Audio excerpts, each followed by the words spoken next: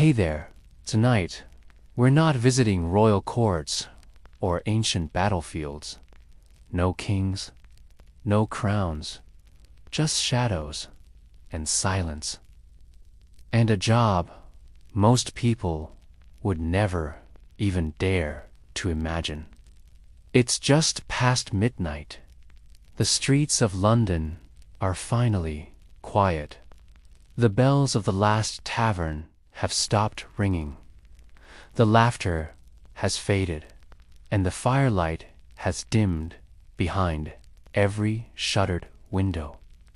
You step out from the shadows into the cold cobblestone alleyway. The torch in your hand flickers gently, not too bright. You don't want attention. On your back is a heavy sack. In your hand, a long-handled rake. Your boots are thick with mud, or maybe something worse, but you're used to it. This is your time. While nobles sleep in feather beds and merchants rest above their shops, you head toward the part of town where no one else dares to go. They call you a Gong Farmer. Gong from the old word for dung. It's not glamorous. It never was.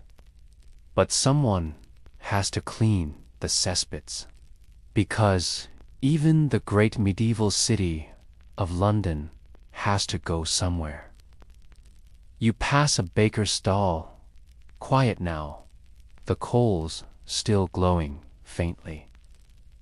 You gnaw to a rat as it scurries away into a crack. The city breathes, but softly. And tonight, you're its lungs, its hands. It's cleaner. There's no moon tonight, just fog hanging low between the wooden buildings, curling like ghostly fingers around the alleys. The air smells of soot, damp wool, and old fish from the wharf. You've walked these same routes for years. By night, you work. By day, you sleep. No one thanks you, but they all depend on you.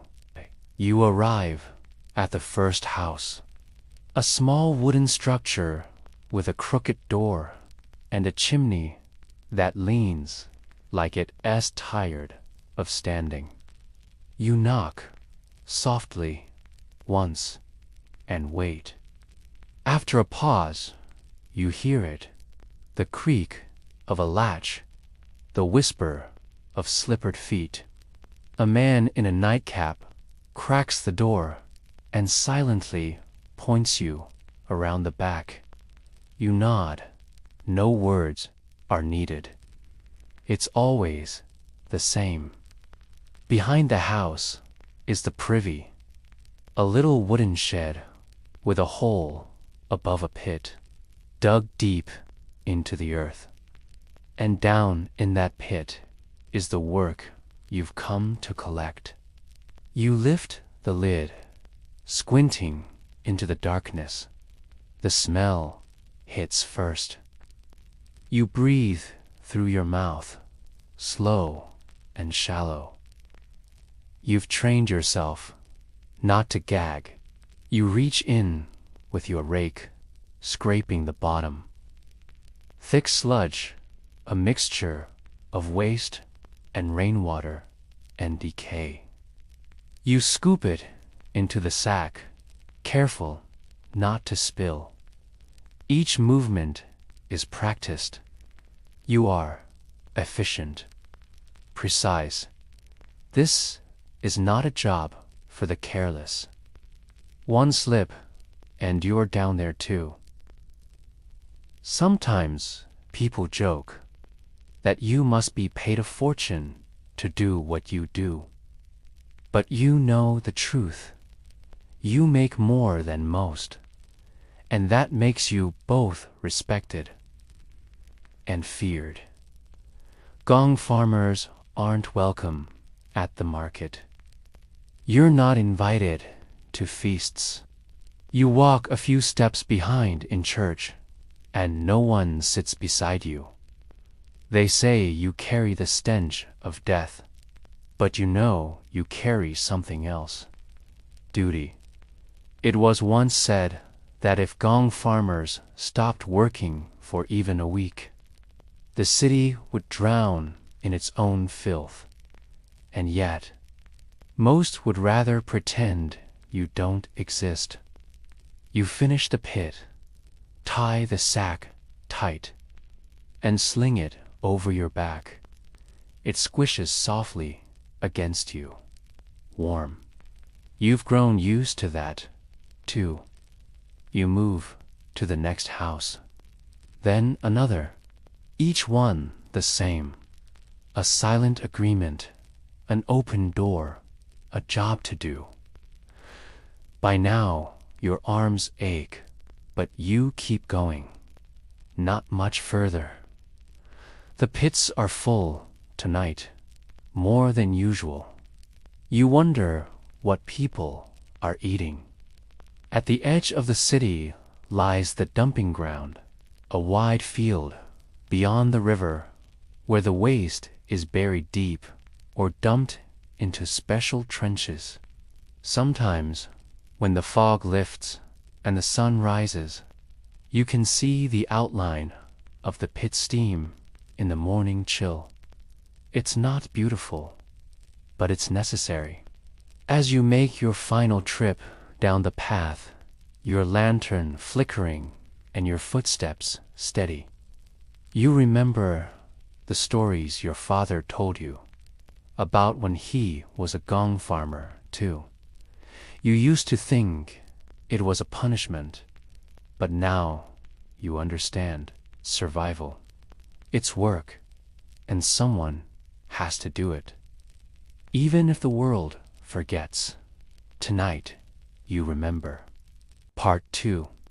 The path no one walks, the sack on your back grows heavier. A quiet exchange under cover of darkness. Your shoulders ache with the weight of the city's secrets.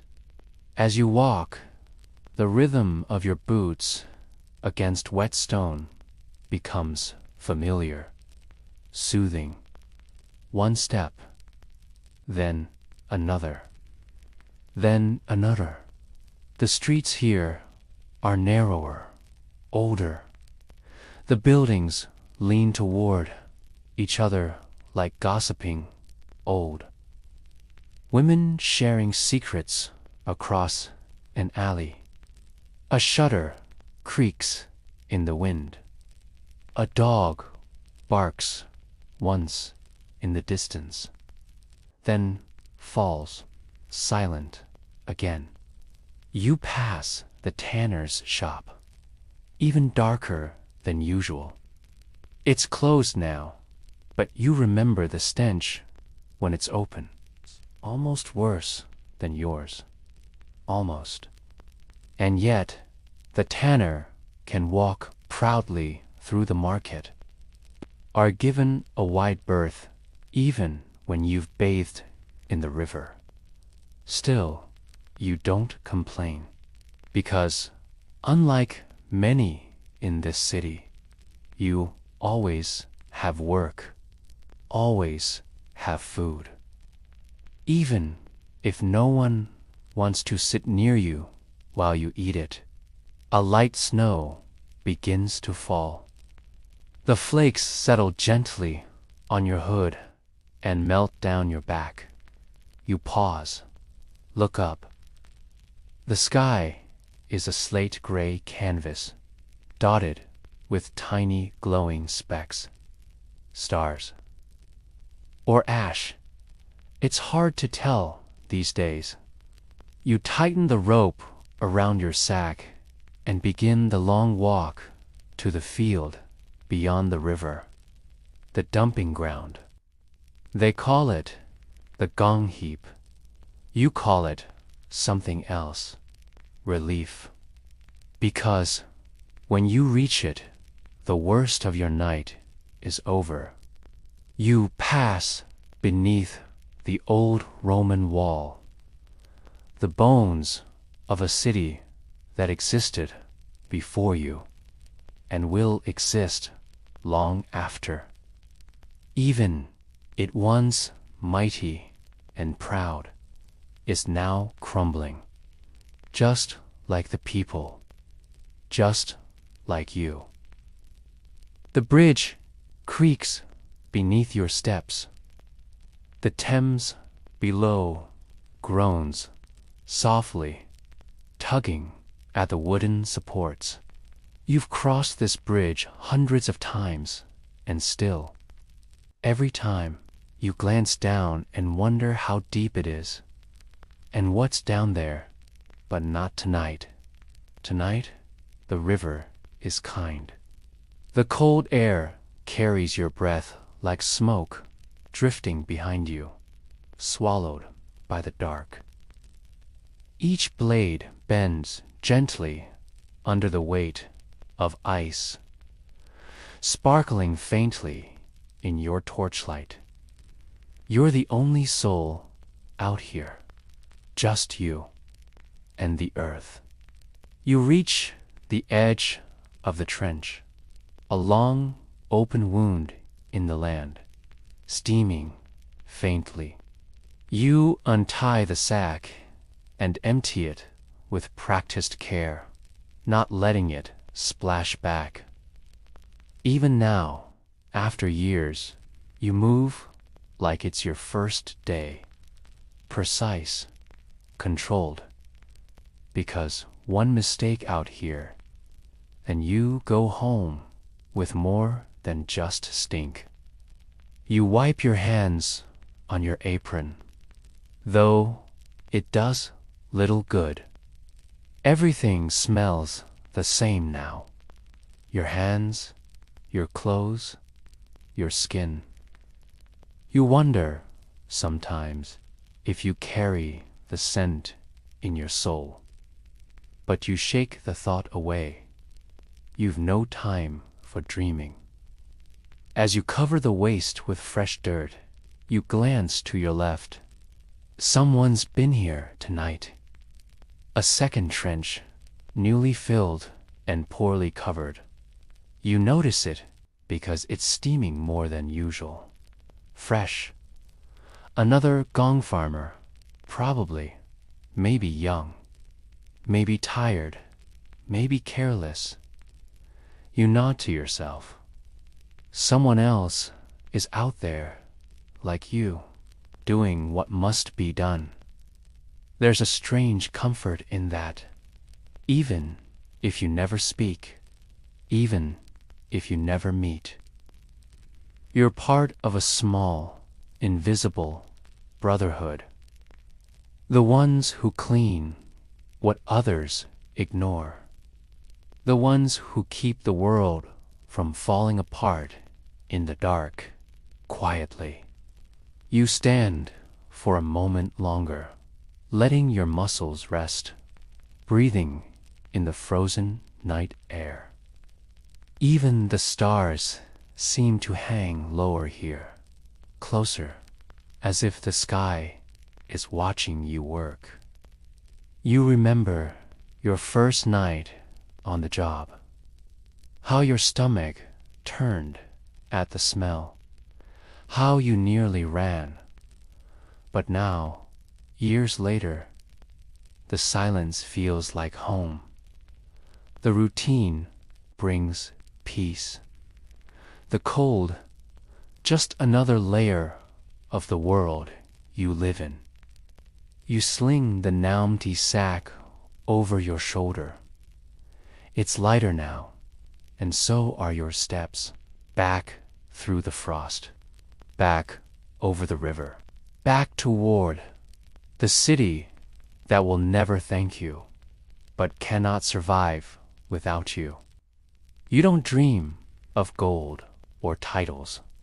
You dream of clean boots, of dry straw to sleep on, of soup that doesn't burn your tongue. Simple things, real things. And maybe, just maybe, you dream that one day someone will remember your work. Not your name, but what you did. Why you mattered. Why you were never really just a Gong Farmer, but the quiet, beating heart beneath a city that didn't want to know your face. Part 3. Sleep comes late to the unseen. You return through the city gates, just as the bells chime softly in the distance. 1 bell, 2, 3. Midnight has passed. The watchmen don't look at you. They never do. You've passed them so many nights, they've stopped pretending not to hold their breath. But they don't stop you, either. They know the job you do. And maybe, deep down, they're grateful someone else is doing it. You take a different alley this time. Not out of curiosity, but instinct. Some streets feel colder than others. This one, Thread and Idle Lane, is narrow and crooked, flanked by stone walls that drip with condensation. There's no moon tonight. Only your torch and the echo of your steps. The city is asleep, but not you. Not yet. You still have one more cesspit to visit, an older one. Near the chapel ruins. No one lives there anymore, not properly. Just a few squatters, maybe a widow, maybe someone hiding. You don't ask questions in your line of work. You just knock quietly. You wait. And if no one answers, you go in anyway. Because the waste doesn't wait for permission. Tonight, someone does answer. A face, thin and pale, peers out from a splintered door. She doesn't speak, just nods and steps aside. Inside, the air is thicker, not with smell, but silence. There's a child sleeping on the floor by the hearth, covered in a frayed blanket, small feet poking out. A cracked cup of broth sits untouched beside him. You work in silence. The pit is narrow and crumbling. Likely hasn't been emptied in months, maybe longer. You tie your apron tighter and drop into the dark. The walls are slick, and the smell rises to greet you like an old enemy. But you've smelled worse. You dig carefully, slowly, scoop by scoop, one layer at a time. You look up at it sometimes, just to remember that you're still a man. Because down here, in the belly of the city, it's easy to forget. Time doesn't exist in the pit. Just motion, the scrape of the shovel, the slosh of the bucket, a rhythm older than the church bells, a job older than kings. You don't know how long you're down there. Could be minutes, could be an hour. But eventually, the pit breathes again, lighter, less full, like a chest that's finally exhaled after years of holding in its pain. You climb out. Your hands tremble from the cold, or maybe the weight of it all. The woman gives you a small loaf of bread, warm, somehow. You nod your thanks, but say nothing. Words aren't needed here.